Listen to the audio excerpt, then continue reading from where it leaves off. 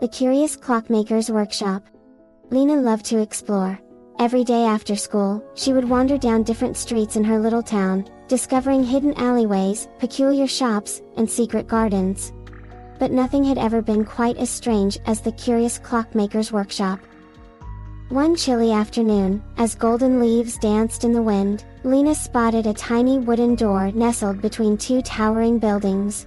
A small brass sign above it read, "Tick and Talk's timepieces, where time is not what it seems." Intrigued, Lena pushed the door open, and a tiny bell above her head let out a sound. Not a normal chime, but a soft, echoing tick. Inside, the shop was packed from floor to ceiling with clocks of every shape and size. There were tall grandfather clocks with carved wooden faces, tiny pocket watches that glowed like stars, and cuckoo clocks with birds that chirped in different languages. But the strangest thing was how the clocks moved. One clock spun its hands backward, another had its numbers out of order, a wall clock stretched and shrank, making time speed up and slow down. "Ah, a visitor," a voice rang out. Lena turned to see an old man in a long velvet coat, his silver hair tied back in a loose ponytail. He had twinkling eyes and wore a watch on each finger. "I am Mr. Tick," he said with a smile, "and this is my workshop. Time behaves a little differently here." Lena's eyes widened. "Why do the clocks act so strangely?" Mr. Tick chuckled. "Because time isn't as simple as people think. Some moments stretch forever. Like when you're waiting for your birthday. Others race by, like the last 5 minutes of recess." He tapped a golden pocket watch. "This one lets you relive your happiest memories." Then he pointed to a clock with no hands. "And this one? It stops time altogether. Only for a moment, of course." Lena was enchanted. "Do you have a clock that can travel through time?" Mr. Tick's smile faded just a little. "Ah, now that is a dangerous thing."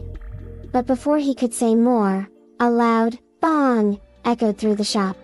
Lena turned to see a giant, shimmering clock with glowing blue hands. It was stuck at 13 o'clock.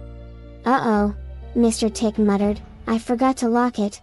Before Lena could ask what he meant, the giant clock shuddered, and suddenly the room twisted around her. A leap through time.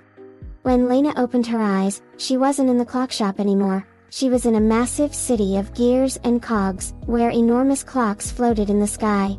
The air hummed with the sound of ticking hands and soft chimes. Mr. Tick stood beside her, looking worried. "We're in the timeless realm, where lost minutes and forgotten hours gather. But we shouldn't be here. It's easy to get stuck." Lena gasped, "How do we get back?" Mr. Tick glanced around. "We must find the Keeper of Time. Only he can set things right." They hurried through the city, past glowing hourglasses, bridges made of swirling numbers, and staircases that led to nowhere. Finally, they reached a grand palace, where a massive door creaked open. Inside sat the Keeper of Time, a tall figure in a robe covered in constellations. His face was hidden behind a golden mask, shaped like a clock. "You have broken the rules," the Keeper said in a deep voice. "Time must not be played with." Lena stepped forward bravely. "We didn't mean to, we just need to go home." The Keeper studied her for a long moment, then with a wave of his hand, a swirling portal of golden light appeared. "You may return," he said, "but be warned, time is precious, use it wisely." Back to the present. In the blink of an eye, Lena found herself back in the shop. The giant clock was quiet again. Mr. Tick let out a relieved sigh. "That was close," he said. Lena looked at the clocks around her, realizing how special time truly was. "Will I ever see the timeless realm again?" Mr. Tick smiled. "Perhaps. But for now, make the most of every second."